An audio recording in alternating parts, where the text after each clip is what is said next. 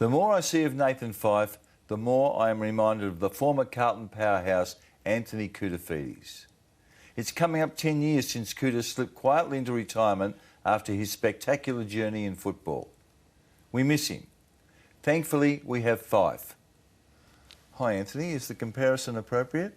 Oh, look, I must say sometimes I do look at him and think he does some of the things that I used to do. Probably does it a little bit better than myself, but just a wonderful player to be able to play, you know, not just solely midfield, but can run in defence and take a mark and throw him up forward and take a mark and kick a goal. He's a wonderful player. He's 1 centimetre shorter than you and probably 6 or 7 kilos.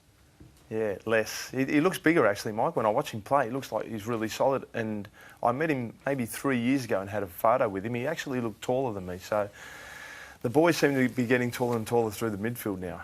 The modern game, do you watch it? Not a lot, Mike. Sometimes I try to watch it, and if it's a good game, I'll watch it. I mean, the grand final was fantastic last year, but I don't have a real keen interest in the game as much as obviously what I did before, but I still love the game. Do you? Is that true? Do you mean that? In my heart of hearts. I mean, this game was something that I dreamt of as a young kid and was able to play at the elite level and represented what I believe was the greatest football club back then. So I'll never ever forget the time that I had as a footballer, and sometimes, of course, I do miss that game. It's that having the teammates out in the field with you and going to battle and winning the game and the supporters coming after you, you know, asking for autographs. I'll never ever forget that. We're going to get to that. Yeah.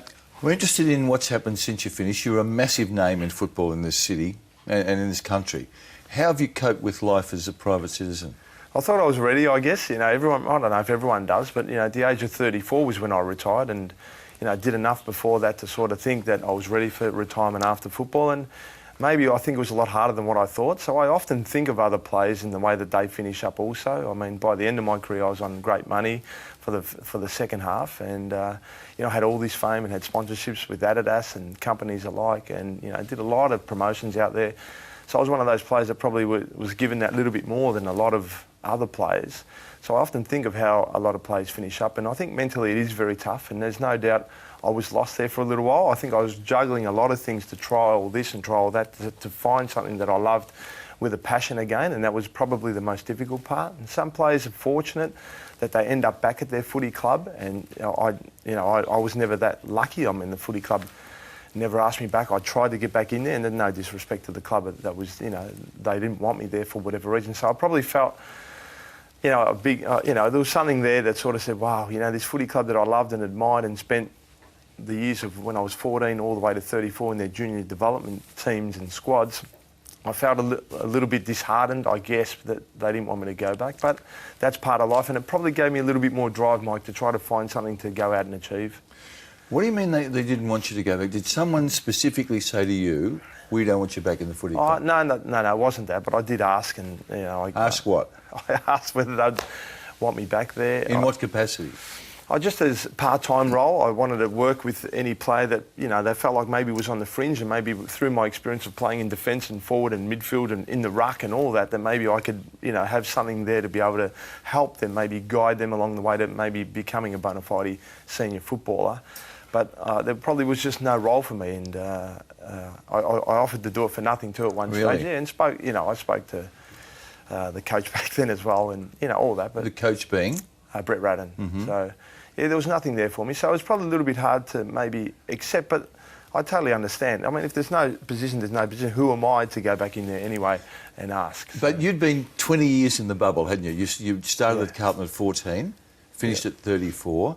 And you do live in a bubble, don't you? Particularly blokes like you, who were as big as you were. Yeah, we did. You know, the under-15s was really just a development squad. It was once a week we trained, but the under-19s became a little bit more full-time for myself. I played 38 games in the under-19s, and I was born and bred basically from that club, because at the age of 14 I was still a young kid and walked out, you know, a mature adult with, you know, a couple of kids. Then I've got 3 kids now. So I spent a lot of time, and we do live in a cocoon. You know, it's just the greatest period of my life was throughout the 90s, when I got to spend time with some incredible elite athletes and professional footballers and leadership at that football club. When I walked through those doors as a young kid, I just was surrounded by incredible leadership and led by Stephen Kernahan, and you know, all his lieutenants, you know, around him as well. So we did live in that sort of way, Mike, and you never envisaged yourself as retiring and finishing, because my entire life was just sport, footy.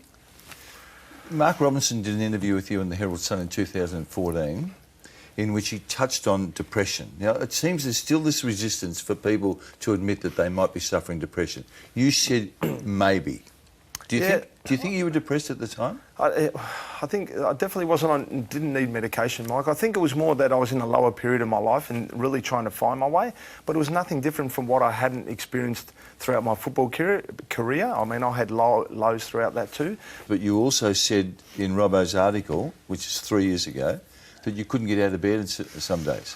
Yeah, I had health issues then, Mike. It was 2010 for the first time. Like physically or mentally? No, physically. Physically, I struggled. I'd sleep 11 hours a night, and I think a lot of people go through that. It's not like it's anything unusual, but, you know, I'd get home from work, sleep on the couch, and I'd stop training at that period. So I had a few health issues. I was really concerned, you know, for the first time, and, you know, it was a difficult period. It really was. Here's one of your quotes. I was searching for something to inspire me again. You're in your mid-30s. You just wondered what you were going to do. And then you said maybe it was depression. Yeah, I said that. I think Robbo in that article was saying, by the sounds of everything you're saying, it sounds like you were depressed. And I said, maybe my ego, maybe it's just my belief. I don't think it ever was depression. I know there's a lot of people that suffer it really seriously out there. And I'm not one to say that I was depressed. I never went on medication. However, it's no different to anyone being in a working environment, Mike, for 20 years and then the work saying goodbye. But I always reflected back to my father in the period that when I lost my father in 1998, it was the most difficult period of my entire life. And I believe now in life, if I can push through that, which I did, and if we talk about depression, I was probably depressed back then, but probably didn't want to face it also. But, you know, I believe now I can get through anything, you know, being able to push through the death of my father, which probably took me 12 months, I think, to try to get over. It wasn't a day that went past that I didn't think of him. Your father died of cancer, your father Jim. How long was that struggle for him, and how long was your football affected? To be selfish, not long enough. It was at the end of 1997 in December. He got diagnosed, and by March of 1998, he passed away, and it was a really difficult period, Mike. I struggled to sleep, in all honesty, and I didn't really want to be at training, and I think Parko knew, although I was there at training, I wasn't mentally there. I was more just thinking about my father, and I wanted to spend every second that I could with him. He was a guy that I idolised, a guy that was a comedian in our family. You know, he came up through a pretty difficult upbringing too. You know, had to flee. He was born in Egypt and had to flee Egypt at the age of 22 and leave his family behind and not see his father again. So, you know, I always remembered that, and he was a character at the Layla Football Club where I played with also, and around our area of Layla Thomas. I'd go to Layla Plaza and ask people, do you not Kuta, you not Kuta? And they'd go, yeah, he'd go, that's my son, you know. People would tell me these things. So he was a character, and to lose him was very difficult for me. I used to drive mum and dad to the games, Mike. Being a good European boy, I was embarrassed about it, but it was something, yeah, it was just something that my mum was like, no, you must drive us. So I just did it because, you know, it's out of the respect for mum and dad, and, you know, the other teammates are turning up with girlfriends and teammates. There I was with mum and dad. So the year that he wasn't there, touch. Yeah, the year that he wasn't there, 1998, being in the car was, my focus was just thinking, I wish he was there. So how old were you in 98 and how old was he when he died? I was 20, I think I just turned 25. He was 58. He just turned 58 basically. So he was still pretty young, you know. What sort of impact on your football? When you were going to the football in those days and you were so important to Carlton, when you were walking into the ground, were you focused on, could you focus on the game? No, I couldn't. It was a really difficult period, as I said. I mean, in the car, thinking that my father was there one year and the next year he's gone. It was really hard for me and hard for me to believe, and all these questions went through my mind, and I lost my way. I was drinking a lot back then, Mike, and I think my focus was really on that, and it wasn't until probably your article in the back page of the Herald Sun, you won't remember this, back in 1998, I just finished playing against Fremantle, and the heading was drop Kuta. Really? Yeah, I didn't like it then, Mike, but I got to understand that it was the truth, but it was an honest article by you, and something for me to make me realise that I have to change my way. And if it wasn't for my family, my good mate Sash, and you know, Wayne Britton and Barry Mitchell and David Parkin in that period, who made it a lot easier for me. The club were fantastic to me, Mike. They could have easily dropped me and never did. You mentioned Parko. Your early relationship with David wasn't healthy, was it? No, and I didn't get along with Dave. He's one of the guys that I absolutely love now, and he knows that too. I spoke to him not long ago. I think last week I called him up. So I was probably one of those guys, Mike, that didn't go out of my way. Sorry, mate. What's he saying to you there? He's probably saying, get a kick, Kuta. And there's Fraser Brown, what an absolute legend and a great guy. But that was the, I think, the qualifying final against Brisbane Bears back then, before they were Lions, in 1995, when it was very close to three-quarter time, and Chris Scott was tagging me, and I hadn't really had a kick, and he said, "Could you go into full forward around that sort of?" I think it was around about three-quarter time. How do you know what game that is? I remember that photo. So I remember that Brisbane Lions in that photo for whatever reason being there with Brownie. I don't know how, because I haven't got a great memory, Mike, but that photo there I do recall. Do you recall this, Anthony? Do you recall the runner coming out one day and saying to you, "Cooter, Parko wants to know if you feel like playing today"? Yeah, I do. It wasn't the first time. Mentally, David, it made it hard for me. It was one game, I think even Andrew McKay was coming off that day from a blood rule, and I literally just ran on, and the runner came up to me and said, "Cooter, Parko wants to know if you want to play today." And I was like, wow, what does he want me to do? So, I thought I was being treated unfairly early on, but in hindsight now, Mike, when I look at it, I was probably a very talented kid that was maybe a bit lazy, and Parko probably didn't like that, and I can understand that. Working in my field now with my people, when I look at people with talent and they don't work hard enough, I tend to ignore them too, so I'm no different to the way that Parko was. So in hindsight now, it's not about blaming David, it's really, a lot of it was a reflection on myself and my immaturity, I think, and that's probably the reason why David just ignored me and maybe made me sacrifice that little bit more. I mean, I played 50 reserve games, Mike, but it probably at the end made me a better player because of that period. And what I learned through that period, I apply now in my business. So it took me 3.5 years to consolidate myself as a senior bona fide player, being picked every week. And I tend to think that way in my business now, in what I do. So it was like really good life lessons that I learnt instead of being given things on a platter. The popular view was that you were an athlete playing football and therefore you're going to be slow to develop. But that's not in fact true, is it? Not true at all, Mike. I played football at the age of 8. I fell in love with that oval ball with my older brother Paul. And we went down to a local footy club. Mum and Dad didn't want us to play. And we said we are going to play. We had a great Australian family that used to take us to the game. So ever since I was young, I started playing football. That was football in the winter and athletics in the summer. And I did that all the way through until I committed at the age of 17, signing my first contract for the Carlton Football Club. But I played 2 years in the development squad at Carlton under 15s. I made the Victorian team under 15s. I went on to play 38 games in under 19s and made the Victorian Metropolitan team with Dennis Pagan as coach and made the All-Australian that year too. So I had a really good junior football career also. So yeah, the thought was I was more of an athlete, maybe because I was so talented as an athlete, and maybe I just played the game naturally in the way that I knew, and I was not taught by mum and dad because they had no idea how to play the game. That maybe I did come in a lot more maybe underdeveloped with the talent that I had than maybe some other players. I must say I'm intrigued by the fact that you played in total 88 games at under 19 and reserves level. You won a reserves best and fairest, didn't you? Yeah, I did, in 1992. They played me full back.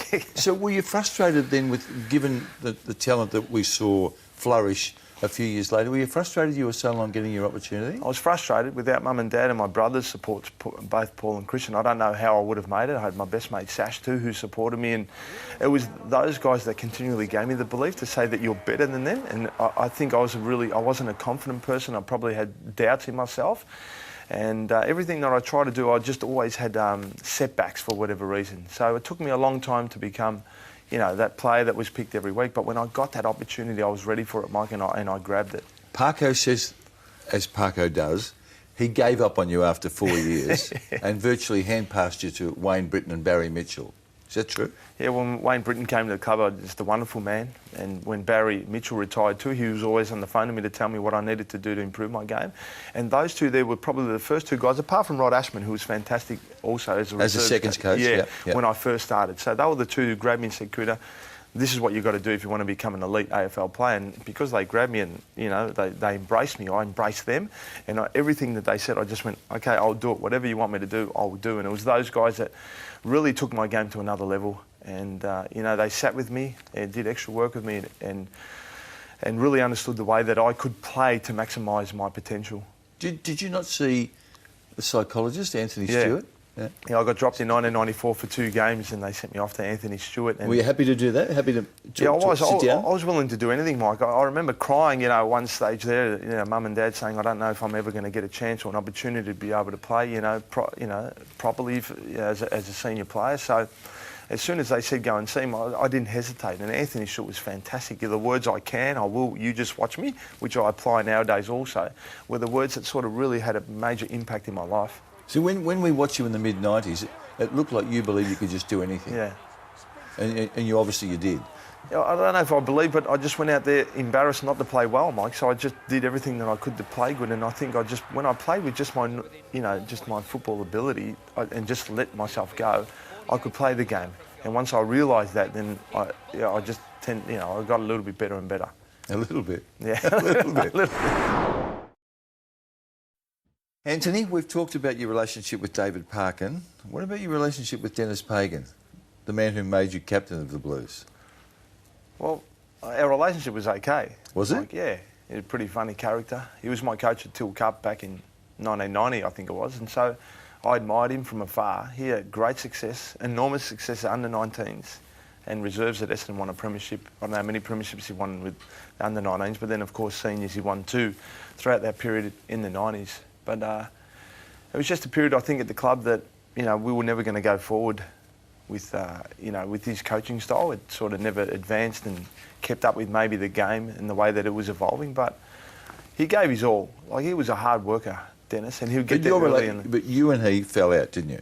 Well, only at the end. I think because of my book, and I was honest about it, without giving away too much. That I was honest with my assessment on Dennis, and so I'd see him now and I'd try to say hello, but obviously, he doesn't want to talk to me, which is fair enough. Everyone. So he doesn't talk to you? No, he doesn't. But I don't have a problem with that. I wish him all the best, and I hope that he's successful in everything that he does, because I can't put past the amount of hard work and effort that Dennis did playing football, and who am I to criticise him? But I know in the 5 years there, I'd never experienced football and the losses that we did, with the game style that he had. It was a game style that was, in my opinion, outdated. And it was the only way, really, I guess he knew how to coach. So as much as we tried to, help cause, at the end of the day, he had his own belief in it.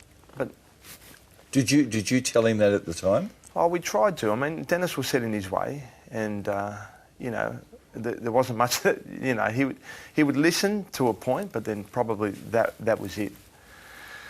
So it was a difficult period, Mike. You can imagine the success that we came through in that period there. When they were dark days, weren't they? They were dark days. They were probably a period in my life in here that I'd rather forget when I think of football. Because if I was to go back in those 5 years again, I wouldn't want to do it. It was too hard. And you talk about mentally, depression and all that. If I was depressed, probably, apart from my father, those 5 years there was difficult, Mike, because I was coming towards the end of my career. It wasn't about me playing senior footy. It was about the club going forward and playing finals again. And I wanted to so desperately to just play finals footy again and bring back Carlton into the position that they needed to be. So, last one on this. If you cross paths in the street, would you speak to Dennis? I would, but he wouldn't, if that makes sense. So and that's happened? I have, yeah. I mean, we'd sometimes see him at my favourite gym, Doherty's Gym in Brunswick, there with Tony, and I've seen him in the past. He berated me one time when I was there, and I stood there and just took a barrage off him. Because he's good at that. He's good at that. Yeah. But I still, just let him go in life. I'm happy with life going this way, and if he wants to be part, he can. If not, it's not a problem. What was the high point, do you think? Was it the premiership? 95? No doubt, Mike. It's the greatest day of my entire life, and if I'm going to be selfish, I've been married and I've got 3 the best kids, and but as a kid, my dream was to be an Olympian or play football, and I was able to play, live my dream. But that day there, that last day in September on the MCG was the day that I'll never ever forget, Mike. It was the greatest day of my life, and there it is there. Still some to great this day. memories there, yeah. And some incredible plays. Glenn Manton was a great, friend of mine, Mil Hannah, that I respected so dearly, and Matty Hogg. And Matty Hogg's probably one of those guys that you always respect for getting everything out that he possibly could, and Dean Rice there too. Just great guys. You talked about the Olympics. You mentioned the Olympics. In your own mind, did you believe that you had to make a choice between a possible Olympic career and an AFL career? Yeah, 100%. Yeah. So how good were you in athletics? I was Australian champ high jumper for a couple of years there, and then Tim Forsyth came along. He was one of the elite high jumpers. He was a contemporary of yours, wasn't he? Yeah, he was. Yeah. But once he came along, he was just so. I jumped 2 metres 8. He jumped 2.16. But he what did you do? 2.08. Yeah, 2.08. Yeah, when I was 16, and he jumped 2.16. But he went on to jump. His best was 2.36. But I won the Australian 110-metre hurdles title before I signed the contract with an Australian record. So it was either probably hurdles or maybe decathlon, Mike, because I was quite good at quite a few events that potentially I could have gone on to become an Olympian. But I know I made the right decision. You I do? Have no regret, yeah, 100%. What was the view at home? I suspect that they might have wanted you to be an athlete rather than a footballer. By the end, my mum and dad fell in love with the game of football, and they fell in love, Mike. They were more probably fanatical than what I was, and they didn't miss not one single game. From that second year onwards, as I played as a junior, from 9 years of age, they came to every game and took me to every game and just had the belief in me. Even with athletics, they'd always say, even if I didn't play well in the game of footy, they'd say, no, very good, you play good today. They were always really encouraging for me. I'm probably not that way myself, a little bit more critical with my kids because I understand the game a little bit more. But they were wonderful parents, as in they just built me up to probably... Luckily, I had them because I didn't really have that belief that I could ever make it. Grand final day, you play on a wing. You play on a very good player in Lee Colbert, whose specific task was to contain you. You had 19 to half-time and 31 or 2 for the game. Did you think you were going to win the Norm? I didn't really think too much about it, Mike. I bet you did. When the siren went... Well, you know what? My third quarter probably wasn't great. It was probably a letdown for me. But Diesel had 31 and kicked 5. Kicked 5, yeah. I mean, how do you not win the Norm Smith medal there? But if we want to go in the first half when the game was really on the line, maybe you could have said that, you know, by half-time, maybe I was leading the Norm Smith medal. It was a little bit like a lot of my fortunes throughout my career, Mike, just missing out. What about the preliminary final win over the Bombers? It's a famous day in Carlton's history, isn't it? Yeah, I'll never forget John Elliott. He was the greatest president by far at that footy club, and I remember him coming into the change rooms then, Mike, and before the game saying, I've got a funny feeling about today, Kouta, you know, and it just, I thought about the Carlton culture and the history of the club and always producing their best come finals time, and I thought, hang on, we're playing against the unbeatables here, and I thought, what if Jack knows something that I don't know about here? He always tended to lift me a little, Jack, when he used to come up and just say, you know, it's your day today, Kouta, in his words and the way that he did it. I just loved and respected Jack enormously, and he loved and embraced the players too, and the club. He did everything for the sake of the club. So we just got that edge on Essendon. We didn't deserve to win. I mean, Essendon were a far superior team than us. But because we just got off to that better start in the first half, it gave us enough lead to be able to, you know, I guess Essendon went hard in the third quarter, didn't they? And just played the way that they should have played. But it gave us enough leeway to be able to fight back in the last quarter. There's a bloke in number 43 in the navy blue who was pretty good in the last quarter that day. Yeah, I was all right, Mike. It was one of those good days. But playing in defence all day, I was hoping that Parker or Britton would say, you're in the midfield in the last quarter. But I was never one to approach him and say, put me in the midfield. I wasn't that sort of player. Wherever the team needed me, I'd play full forward, full back, whatever. And it was about 2 or 3 minutes into the last quarter that I got the tap from the runner and he said, you're in the midfield. So I just went crazy. You did. But you pride yourself on playing well in big games, don't you? I really did, Mike. Even as a young kid, when it came to the big games, I always stood up, and athletics for the big championships, I'd always produce my best. So I guess in here, I was always, at the end of those finals things, probably just got that little bit more out of myself and was always, you know, always prided myself, as you said, playing well when it came to the big pressure games. You and Ange Christo were seen to go steady through your entire... What do you mean by steady? The rumours. Well, there were rumours. There were rumours about you, weren't there? Yeah, there was, I had a reporter knock on my door too to ask me if I want to come out with the truth with the rumours, but... About your sexuality? Yeah. What did you say to that?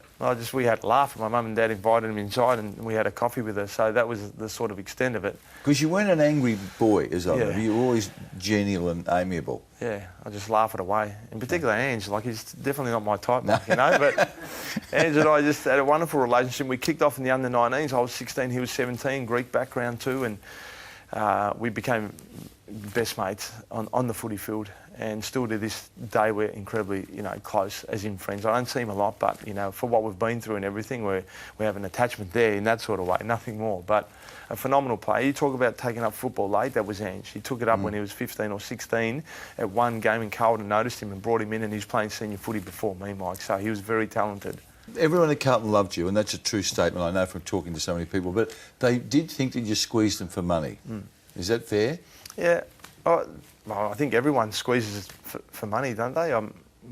If you look back in my career, Mike, I started on $7,800 in 91, 92 and 93, but no one looks at that period. When I had to ask Mum and Dad, who didn't really have much money, can I borrow some money? Because it really didn't even pay for your travels and, you know, your lifestyle that you lived back then. So the income came later on, and there's no doubt I got looked after. You're prepared to tell me what your best contract was? What was the 5-year deal that got extended out to 6 years when Colo came? So how much? It was around about that 5 million over the 6 years, I think. I can't, don't quote me on that, Mike, because I'd have to go back. But it was a substantial amount, but there was a lot of deferred payment included into that contract too, which, if we went back, it got a little bit complicated with my manager. But all the club board knew exactly what was going on. So the deferred payment from 2 to 3 years prior sort of ended up into this 5-year deal, which later on, I had to take a pay cut, which I'm happy with, Mike. Okay. So, without labouring the point, Anthony, the 6-year deal was worth roughly 5 mil, right? And subsequently, you took a reduction. A significant reduction? It was enough to, To hurt? Well, no, it wasn't hurt. It was enough to... Colo got me at the start and got me at the end, There's a lot of people in that category. Who cares? Like, I lived at home until I was, 27. It wasn't... The money thing wasn't for me. The money thing came later. Did the money allow you to build something for your post-football career? Yeah, I was lucky I had, enough that I earned in that second half of that period to have enough behind me to move forward, 100%. If I didn't have anything, it would have been an even harder period for me, Mike. When you were a bit lost, Anthony, what got you back on track? Who or what got you moving again?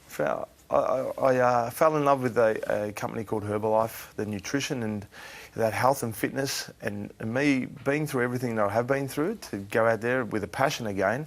And I've got some goals and everything like footy now again. I've got a vision. I want to go out there and help as many people as I possibly can who are suffering. I have a lot of knowledge throughout my career, Mike, through fitness and nutrition and everything that, mentally as well. So we work on the mindset part as well. And when I found that nutrition had such an impact on me, I just went out there and started working. And now I live a lifestyle from home. I travel the world and I get to spend more time with my kids, which is really important for me. But I've helped hundreds of people. So have you got a franchise, have you? It's not a franchise. Well, our website's called Active24, and people can follow me on social media. I train and do all that, and I go to development weekends, and it's a mindset stuff. But I'm helping people with their health and wealth. I never would have thought after football that I could find something that I could love with a passion again as something that I've found now, and it's made me content with life. So there's a large level of scepticism about the health industry, isn't there? You'd be aware of that. Yeah, 100%. You're totally got total belief in it. 100%, I do. Yes. Have you got any regrets in your life? I don't know if I got regrets, Mike. I mean, obviously I had injuries throughout the peak of my career that, afterwards people always said you were never the same. And, obviously on paper I wasn't, and I definitely couldn't do some of the things I did previously. So, but then if someone said to me, you're going to play 278 games and win a couple of best and fairest and all Australians, and, I would have said, thank you. No, of course you would. But then you got there, and sort of sometimes you look back and sort of say that you weren't fairly treated in some area, but you don't have that. There's nothing like that. No. Hey, Ant, it's been great to catch up with you. I loved you as a player, despite that story I wrote about you all those years ago. Mate. That's no problem. And I just do genuinely see you in Fife, and I hope that continues for a long time. It's great to see you so healthy and well. Thanks very much, mate. Always a pleasure. Thank you. This has been a Fox Footy production, part of the Fox Sports Network.